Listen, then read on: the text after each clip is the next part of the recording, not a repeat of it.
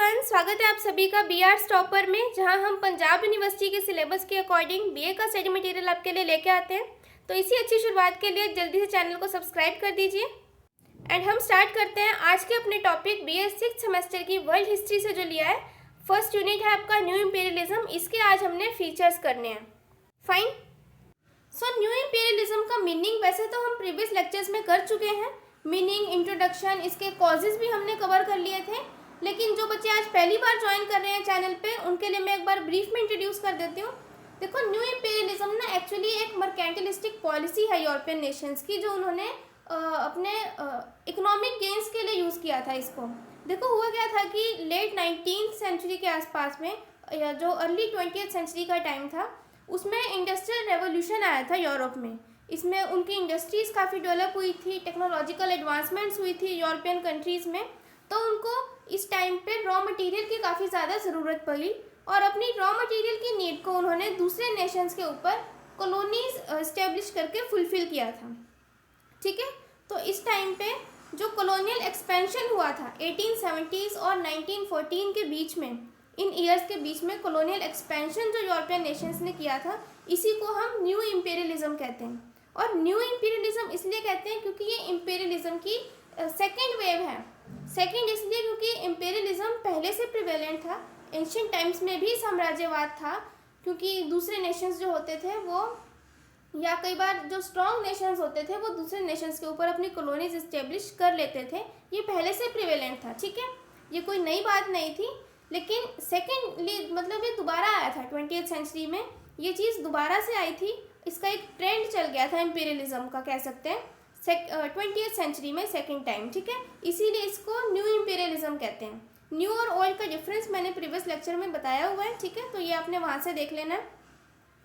और इस टाइम पे क्या था कि imperial powers mainly European states थी, जिन्होंने मेनली अफ्रीका, एशिया और मिडल ईस्ट की कंट्रीज़ में अपनी कॉलोनीज़ को इस्टेब्लिश किया था। ठीक है, तो हम कह सकते हैं कि 20th सेंचुरी स्टार्ट जब हुई थी, तो एक तरह से ना यूरोपियनाइजेशन स्टार्ट हो गया था वर्ल्ड का। बिकॉज जहाँ भी देखो वर्ल्ड में हमें यूरोपियन नेशंस की कॉलोनीज मिल जाती थी उस टाइम पे। फाइन। सो जहाँ भी हम वर्ल्ड में देखेंगे तो बहुत सारे जगहों में, किसी भी कॉन्टिनेंट में देख लो, कहीं भी कंट्री में देख लो, एक आधी यूरोपियन नेशन की, यूरोपियन कंट्री की कॉलोनीज हर जगह थी। उन्होंने इस्टेब्लिश कर चुके थे 20th सेंचुरी में। ठीक है, तो इसीलिए हम कह सकते हैं कि यूरोपियनाइजेशन हुआ था वर्ल्ड का, बिकॉज यूरोपियंस हर जगह फैल चुके थे वर्ल्ड में। ठीक है, तो ये हो गया इंट्रोडक्शन। अभी हमने इसके फीचर्स समझने हैं। कारण हमने पहले समझ लिए थे, इस वीडियो में हमने फीचर्स करने हैं। देखो, फीचर्स में न्यू इंपीरियलिज्म के फर्स्ट पॉइंट है surplus profit.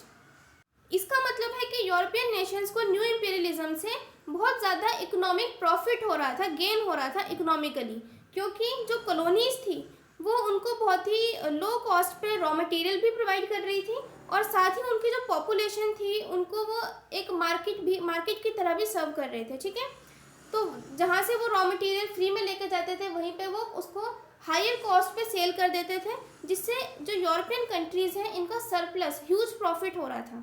Fine. Next point है race among nations for colonial expansion.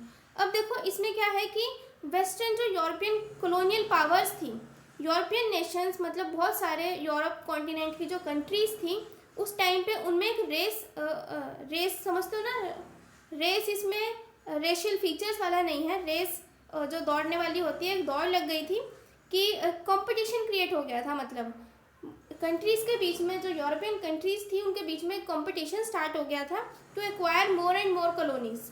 दूसरे नेशंस के ऊपर सभी यूरोपियन कंट्रीज़ अपनी कॉलोनीज इस्टेब्लिश करना चाहती थी, जैसे Germany, Italy, Japan, Russia, United states.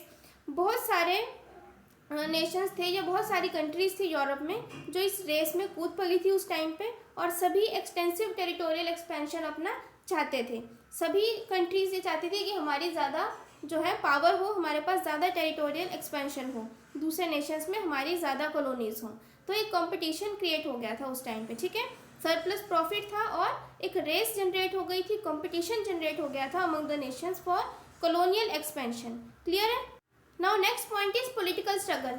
ये भी सिमिलर ही है। देखो, न्यू इंपीरियलिज्म जो है ना, ये एक जो उनका पॉलिटिकल स्ट्रगल यूरोप में चल रहा था ना, जो डिफरेंट डिफरेंट कंट्रीज थी, जर्मनी हो गया, इटली हो गया, रशिया, जितनी भी यूरोप की कंट्रीज थी, इनके अंदर जो पॉलिटिकल स्ट्रगल था कि हम ज़्यादा पावरफुल हैं, हर एक कंट्री अपने आप को पावरफुल समझती थी, ठीक है, अपने आप को पावरफुल शो करना चाहती थी। तो ये उनका एक पॉलिटिकल स्ट्रगल पहले से ही चल रहा था और न्यू इंपीरियलिज्म इसी का एक फर्दर एक्सटेंशन था, ठीक है। European leaders viewed overseas colonies as an important signifier of international power. European leaders को क्या लगा, जो यूरोपियन जैसे prime ministers different different countries के जो भी लीडर्स थे, उनको ये लगा कि ये जो इंटरनेशनल कॉलोनीज़ हैं, ओवरसीज कॉलोनीज़ हैं, ये हमारे लिए एक सिग्निफायर है इंटरनेशनल पावर का, कि जिसके पास जितनी ज़्यादा कॉलोनीज़ हैं उसकी इंटरनेशनल पावर उतनी ज़्यादा है। ये इसका एक साइन होता था, ठीक है, इंटरनेशनल पावर का। जिसके पास जितनी डिस्टेंट कॉलोनीज़ हैं उतनी ही उसकी इंटरनेशनल पावर है। That is why they competed with each other to control larger and larger territories across the globe. तो ग्लोब के ऊपर वो ज़्यादा से ज़्यादा टेरिटरीज एक्वायर करने के लिए एक दूसरे के साथ कंपटीशन में हमेशा ही रहते थे, ठीक है। तो ये पॉलिटिकल स्ट्रगल उनका पहले से चल रहा था, जिसका एक्सटेंशन है new imperialism. Clear. Next point है एक्सपेंशन ऑफ वर्ल्ड ट्रेड। अब देखो, ट्रेड से रिलेटेड ही है न्यू इंपीरियलिज्म सारा, ये मर्केंटलिस्टिक पॉलिसी है, इकोनॉमिक इसका मोटिव था स्टार्टिंग में, ठीक है।